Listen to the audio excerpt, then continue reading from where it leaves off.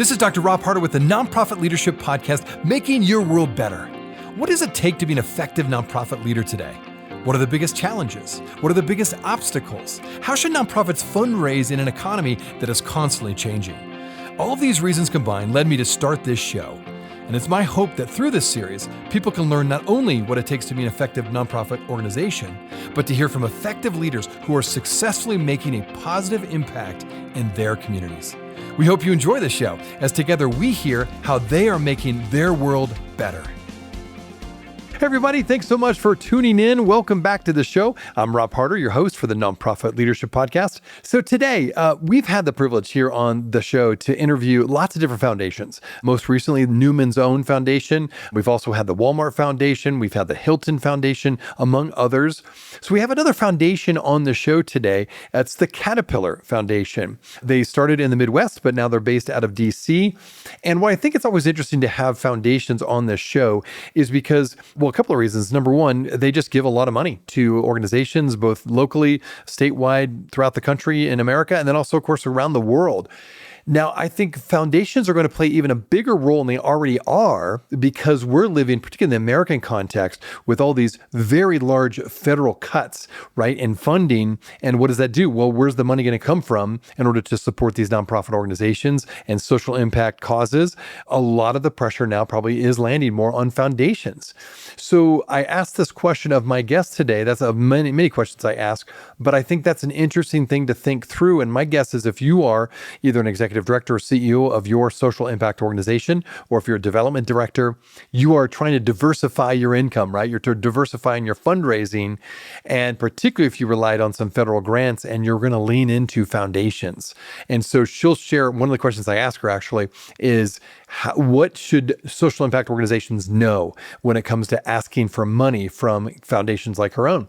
So this and many more questions I ask of Asha Varghese, and she heads up the Caterpillar Foundation, and we'll discover how much they've given. You'll be shocked. So you have to listen to the podcast, how much money they've given out. They started in 1952, and they've given a lot of money between then and now.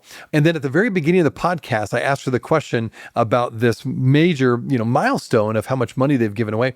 And she said, this is not a finish line. It's a launching pad. And I love that phrase. And I think for a lot of us, when it comes to raising money or whatever goals we have, it's okay to celebrate and recognize, hey, we've hit the finish line, we've met that goal, but you don't want to stay there, right? Whatever goal you have right now with your organization, and maybe now it's tougher than ever to raise money, what is your launching pad?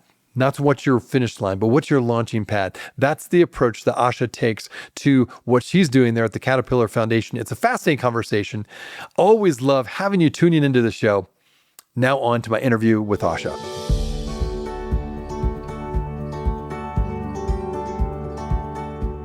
This podcast is sponsored by DonorBox. DonorBox, helping you help others with the best donation forms in the business.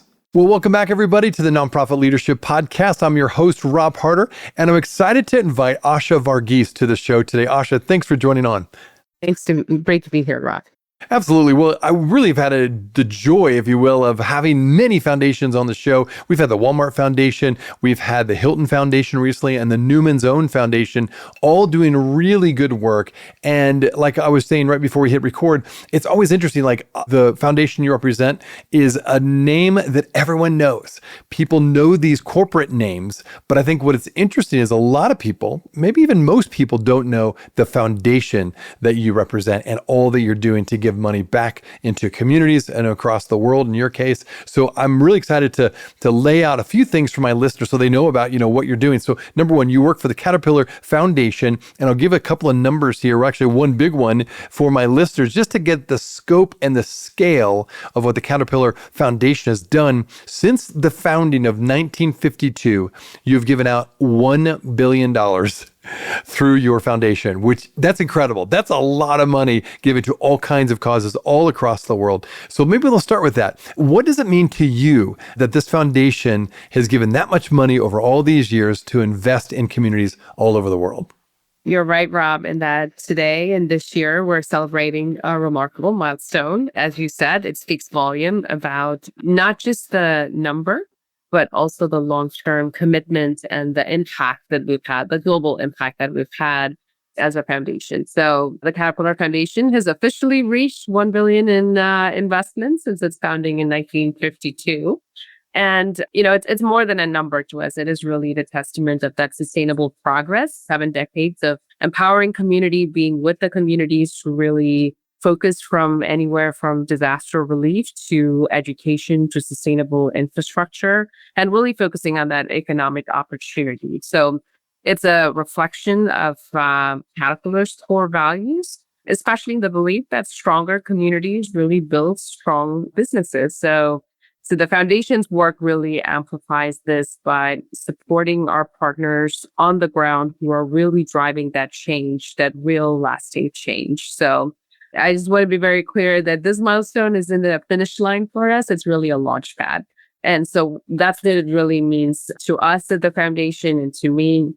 It's really setting that stage for an even more ambitious goal, deeper collaboration that we're able to make with our partners. And how are we constantly thinking about innovative solutions that'll tackle some of these global challenges that we're facing. So, it is really a celebration of that collaboration. Thousands of nonprofits and community leaders and our employees as well that have contributed to this journey. So this is their success too. So here's to a next billion where we're able to make that impact and in that shared purpose. So it needs millions of lives touched. It needs long-term investment in people and planet and its potential. So we're just getting started with this. I love that phrase. It's not the finish line, it's a launch pad. I think that could be a podcast in and of itself about how nonprofits and social impact organizations and foundations can really see where they are, whatever goal they've reached. It's just a launch pad to do more and do more good. So I love that. So, okay, good. So we've talked about the amount of money you've distributed. Let's talk a bit more about the actual work you do, because you invest in communities. So you seek to build more resilient, sustainable communities. That's, based on your primary mission. How have you gone about that? Maybe give a couple examples of how you've done that in actual communities.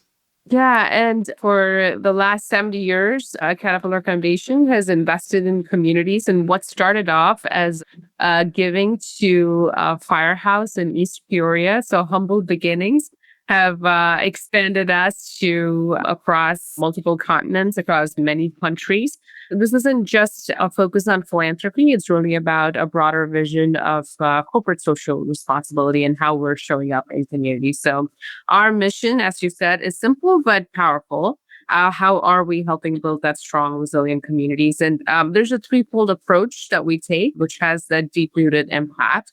One, we're really looking to invest in the skills that people need to thrive in today's workforce. So economic empowerment for us starts with that opportunity. So how are we equipping people with the right skills that they need in order to attain a job in an industry? And the second is really about how are we focusing on the natural infrastructure that allows communities to withstand the shocks and stresses of disasters. So the ecosystem and the resources that you would really need in order to sustain life and livelihoods. And the third is an important part of how we function as a foundation is really how are we harnessing the passion of our employees, our retirees, and even our dealers who are bringing their hearts and hands to the communities that we serve. So places where our employees live and work. So a combination of these three things to be very strategic as an organization really helps us to be impactful in the communities. But what's really more important is how we're approaching this work. We never go into a community thinking that we have the answers. What we're really there for is to listen and to understand how do we really design solutions that are long lasting and that has impact? And how do we really empower local leaders and organizations who understand the cultural context and who understand what does a sustainable solution really look like?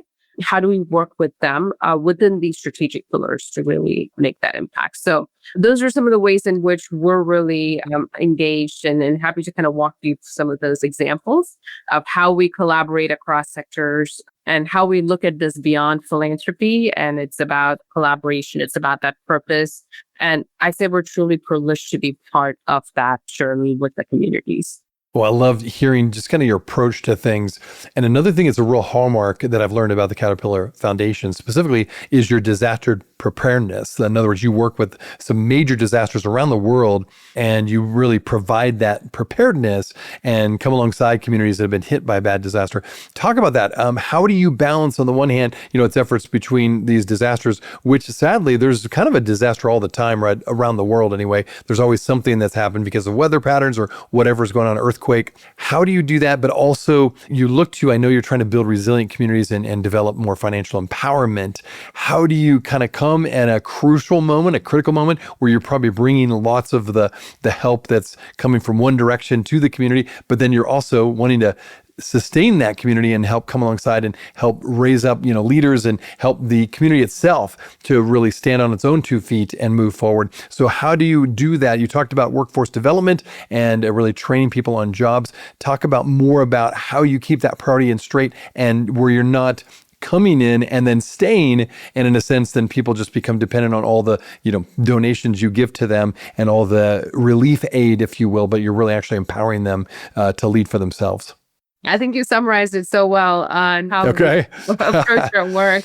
But specifically on disaster, I'll say it's definitely been a journey for us in learning. And to your point of there's the frequency of disasters have definitely increased in the last decade or so. And what that has taught us really is that part of building that resilient community is making sure that the community is also ready to not just to respond to disasters, but they can recover and thrive afterwards, well after, the media has gone off of it and the community still needs to recover well after a disaster happens. So at the Caterpillar Foundation, one of the things that we've taken an approach in the disaster space is that long-term systemic approach to disaster philanthropy. That means we're investing in the infrastructure, both on the build side as well as on the natural infrastructure. One where before disaster strikes, so we look at communities that are prone to disasters. And an example of that is our flood resilient communities cohort with the American Flood Coalition. So what that organization did was in under-resourced communities in the Carolinas that were recently impacted in providing them with access to funding, but also driving their own flood resilient projects. So they have ways in which they can access the different funding that's available in order to recover from the disaster. Another way in which we look at it is really on that preparedness side. So looking at preparedness through partnerships, whether a good example of that is Disaster Link, where we're enabling a rapid localized response by supporting frontline organizations well before a crisis even begins. So that's the preparedness aspect of it. The next is really working on leveraging sort of on the ground resources and trusted collaborations that'll enable that rapid local action. So for example, the Red Cross is a great partner of ours. Usually you see them first on the ground. So how do we help to position them with supplies, train volunteers, develop technologies that will keep these families safe? So, and then our employees really show up during a disaster, whether it's through the matching programs that we do, and with our dealers that show up as part of the response, because a lot of times our equipment is used in order to clear the debris and also support. So it's really a partnership with both how the foundation's showing up. And the long term is really in that recovery is just as critical. So while we do the preparedness, while we do that long-term infrastructure, there's also an immediate need. So for example, with Hurricane Helene, when that hits, our investment through the CDP, which is an organization Center for Disaster Philanthropy, and the Atlantic Hurricane Recovery Fund, and really how are we pooling all of our funds to be able to support local organizations that are on the ground and really helping families kind of build that long road to recovery. So our goal is really in that four-pronged approach of how are we ensuring that the communities have all that they need in order just not for that immediate, but also for that long-term recovery and sustainability well after the crisis is hit and making that into lasting impact. So yeah, we're continuing to kind of learn from that, but that's been our strategy of now to how are we really approaching it in a very thoughtful, meaningful way.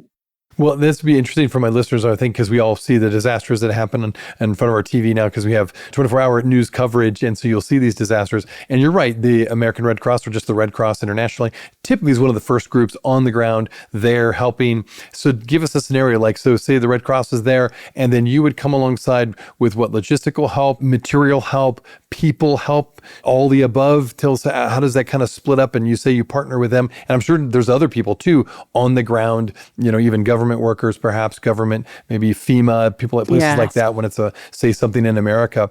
Tell us how that works out, because I think it'll be interesting, because we talk a lot on the show about how nonprofits work together with other nonprofits and with government entities and sometimes the for-profit businesses, and they all kind of work together to solve, some big problems.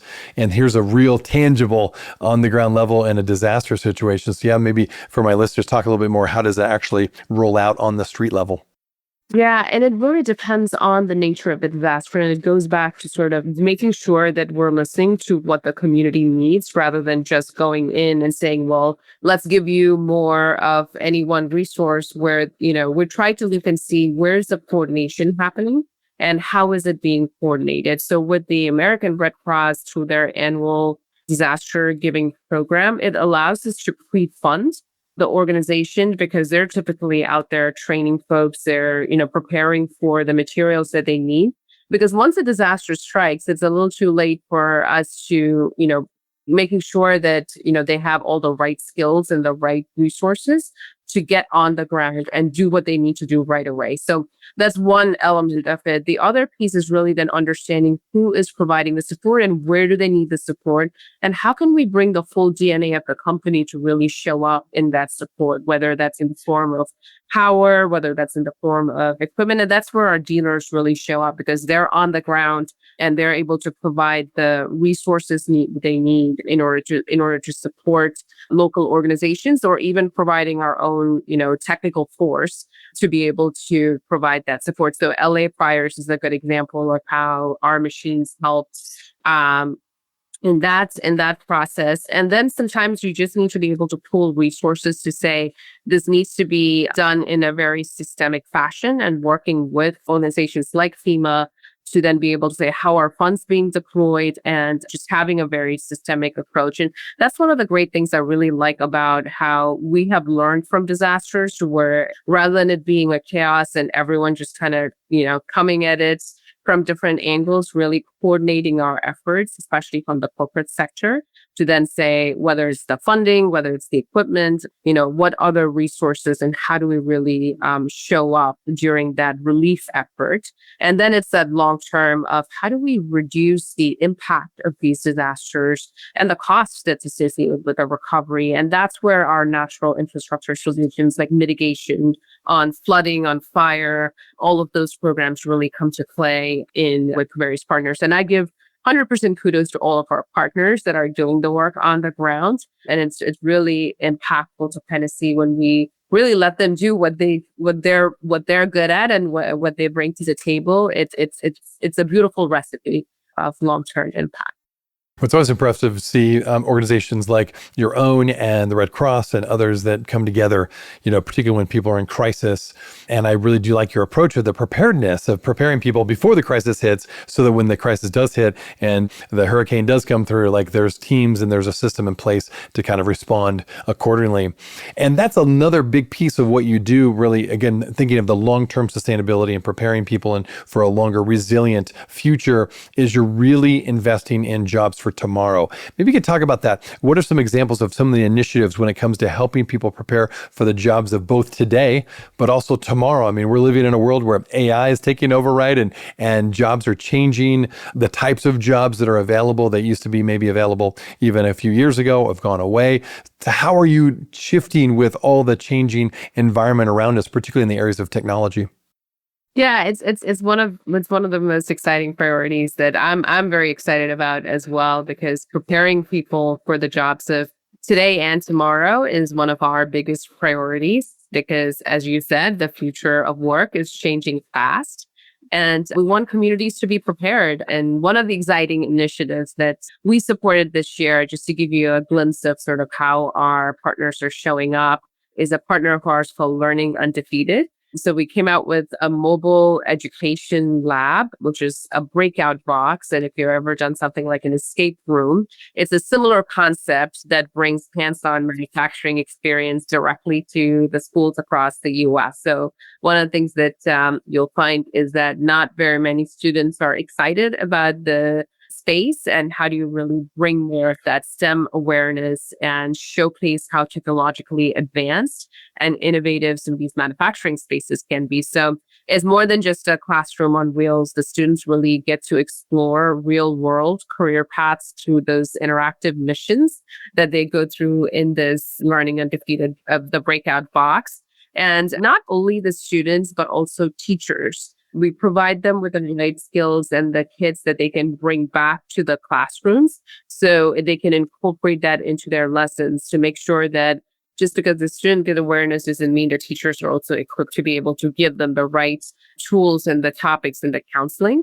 And then also families, how are they gaining access to some of these career resources that are available to them that connects them back to what's available in the industry, and how do we really steer this next generation to be able to expose them to the high-paying, high-quality jobs that are out there. So that's an example of how we're really meeting the students where they are, getting them excited about what the future of work really looks like. And we're looking to impact around 20,000 people as a result of this particular intervention, helping the next generation. So that's one example. The other one, last week, actually, we were in Decatur, Illinois with Fab Foundation, which really focuses on Fab in a box. I get very nerdy and excited about this, Rob, because I'm an engineer turned philanthropist. I love it. And to me, I'm like, I wish I had this, growing up when, I was looking at opportunities. But, the fact that the kids have this. So Fab Foundation, just very quick, it's a digital fabrication technology. Essentially, they put all of that into a box, the 3D printing, advanced manufacturing solutions. So that's an investment that we're making with them. So students can really be exposed to that and learn about STEM education and really get hands-on with that space. And that's something we're investing across communities in the US and globally. And most recently with Jobs for the Future and their partner of ours in Tucson, Arizona and Athens, Georgia, you probably heard this about apprenticeships and how critical that is for students to be able to make that jump from high schools and from community colleges into places where they're able to really get that experience while they're in school so they can kind of see what's available to them. So really looking at dual enrollment, apprenticeship degrees, blending classrooms into real life learning experience that can create that pathway into the vocational and trade space. So those are all examples of how we're building that community resilience through education and through opportunity and innovation, really kind of getting them excited about it and bringing sort of this technology into their own backyard. So we're kind of demystifying some of the confusion that may be out there on what a good career path could look like and redefining those pathways. Well, this is good to have you again on the show for multiple reasons, but not only to talk about what you're doing, but the landscape has changed when it comes to fundraising. In particular the American context, the federal cuts have been pretty drastic. And so therefore, a lot of organizations, maybe they have to cut their budget by 10, 20, sometimes 40%. And what does that do for foundations? My guess is, but I want to hear from you, now there's more pressure on you, and that there's more people asking for support, and not just asking for support, but asking for more support than they asked for last year, because that federal funding is gone. And now they're going to look to places like Caterpillar Foundation, the Walmart Foundation, these other foundations that have been very generous in the past, but maybe now they need more of your support.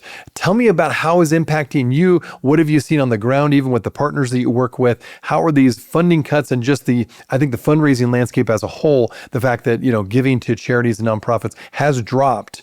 How's that impacting organizations and then even you as a foundation? Yeah. No, with the recent federal funding cuts, it has affected many social impact organizations. And that is an area that we're actively monitoring the implication for our partners. But where we've been consistent is that our mission hasn't changed, and we remain deeply committed to supporting our grantees, whether, in building resilient communities. So that means continuing to invest in the skills and the resources that the people need, and centering around the needs of the organization.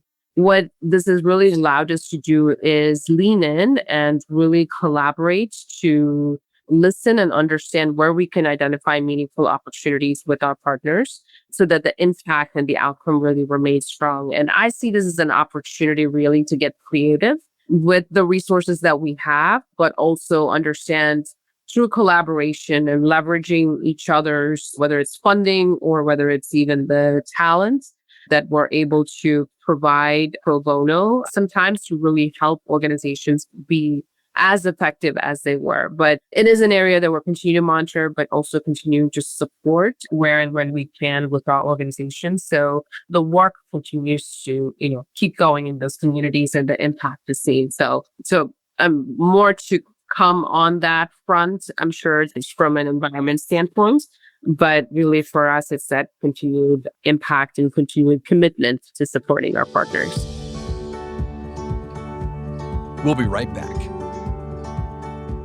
Are you looking for an easy and effective way to boost your nonprofit's donations? Well, look no further than DonorBox, the online fundraising platform that streamlines your fundraising efforts, maximizes donations, and simplifies giving for your supporters. With DonorBox, you can create beautiful donation forms, accept digital wallet payments, track donations, and send auto receipts. And the best part? There are no setup or monthly fees and no long-term contracts required.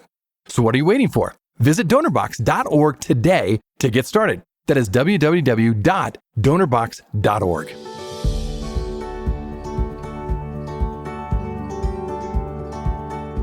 Well, I resonate with what you said, that you and your mission at the foundation is the same. So even with external changes, you're still moving forward like you have in the past. You really want to support your grantees like you've always done.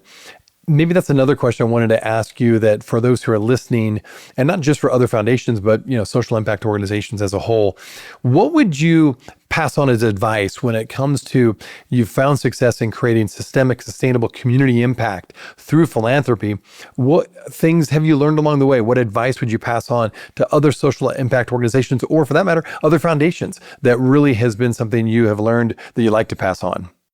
Yeah, I mean, if I could offer a piece of advice to leaders that are aiming to create sort of that systemic, sustainable impact, and that's one thing that, we've been very focused on, is to start with a clear purpose. And one of the things that I'm very proud of with the Caterpillar Foundation is we're very strategic in how we're looking to make change happen. And if you're able to see that in the communities where you're making an impact and know why that matters and why us being a partner on the ground, how that can make a change, or what's the unique value add that we can bring to the table. And it all goes back to starting with that clear purpose of what are we bringing to the table that can increase the impact or be a force multiplier in communities. And to do that, how do we then think about it very systemically? So addressing the root cause and not just the symptoms. One of the things that we're learning as we're going, especially in the space of workforce, is really that it's not just important that you're providing training from a skill standpoint or creating curriculums. It also means you're tackling some of the social determinants of, whether there's nutrition or whether it's the right infrastructure, childcare, transportation, access, all of that comes to play. So you're essentially building an ecosystem, and that really means you got to think systemically beyond just that one element that you're really trying to see the outcome for. And one of the things that we have been successful in, and we wouldn't have been successful unless we looked at it this way, is that increase of collaboration. So across sectors. So it's not just about the private sector, it's about the nonprofit sector, it's about the government, it's about the grassroots efforts, and how do we really convene all of that together in order to really build lasting impact, sustainable solution. And you got to measure. You can't manage what you can't measure. So how do you really measure? How do you tell that story of impact? So either others can learn from it or we can learn from others. So how do you kind of build that trust and share that story that will inspire action? And most importantly, I'd say it's how are we empowering local voices? And that's always stayed true for us it's the local community. And we have a global strategy, but it is at the end of the day, it's a local implementation. So it's how are we building solutions from the inside and not from outside mandates. And to do all of that, we really need to stay adaptable and agile. If there's anything post-COVID, it has taught us is we got to pivot because the world is changing fast. So we got to be able to pivot and innovate together. Well, speaking of those organizations on the ground level, a lot of my listeners are full-time leading positions of, either they're executive directors of a social impact organization, they're on the board perhaps, or development directors, et cetera. For those folks who are leading organizations or part of a social impact organization that would go to a foundation like the Caterpillar Foundation, what should they know from your perspective when it comes to requesting funds from a foundation like your own? Yeah, I would recommend definitely looking at the strategic alliance that we have. So, I mentioned how we're very clear with our purpose and we have strategic focus areas. So we always look to see how our organizations align to us in what we're hoping to achieve in those communities. So if there's that alignment, it helps us to then have clear performance outcomes that we're looking for. And if they're able to showcase that, measurable impact, we spend a lot of time in making sure that programs that we're investing in is sustainable. So even after we're long gone from that community, we want those programs to continue to stay and be fruitful. So how do we really look to design programs with sustainability in mind?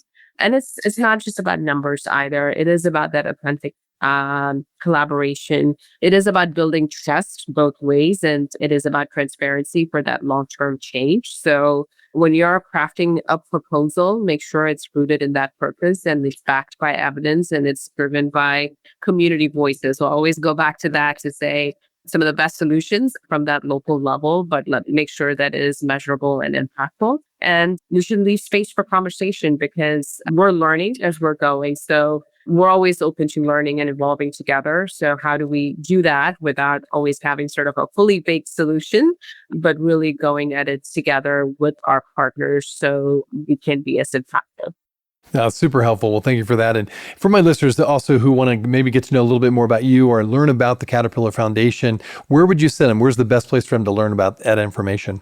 Yeah, so you can definitely follow us on LinkedIn. We have a website as well. You should be able to use any search engine to find Caterpillar Foundation. And our LinkedIn channel, we just launched it last year. So that is a primary place where we constantly share our news and some of the exciting work. So, and of course, if they are tuning into this podcast, then hopefully they'll get a bite or two on what the Caterpillar Foundation is doing. But definitely check us out on our website. Definitely, yeah. And we'll provide a link in the show notes. You can just click on that link and learn more about the foundation itself. And I do want to close with kind of what you started with, that first $1 billion after 1952 that you've given out. It's not a finish line. It's a launch pad. So do you have some ideas of, okay, what's the next $1 billion look like, in the future? What are some of the things you really are excited about now to continue to launch into? We are constantly innovating. And that is one thing I love about Caterpillar Foundation. But we're going to stay focused on our strategy and looking at workforce, future of work, sustainable infrastructure. How can we engage our employees globally in order to harness their passion, but continue to work in that? And I know that work itself is evolving. So we're excited to continue to evolve and work together to make that lasting impact. Well, it's always fascinating to hear about corporations that have these huge foundations, really, when you think about the total amount of dollars, given. So again, I encourage my listeners, check out the Caterpillar Foundation. There'll be more information in the show notes. But again, thank you, Asha, for being on the show and just sharing updates and all that you're doing. And congratulations again. That's a huge milestone. $1 billion distributed is a lot of money that you've given out. So well done. Thank you, Rob. So great to be here. And for my listeners, thanks for tuning in as always. We'll see you next week. Hey friends, well, I wanted you to know that this podcast can be found on iTunes, Spotify, Amazon, Google Podcasts, and wherever you listen to other podcasts. I also want to encourage you to like, subscribe, and share this podcast with others. This will actually help us get this great content out to more nonprofit leaders just like you. You can also join the Nonprofit Leadership Podcast community. Find other resources and interviews of past guests all on my website, nonprofitleadershippodcast.org. Well, thanks again for listening. And until next time, keep making your world better.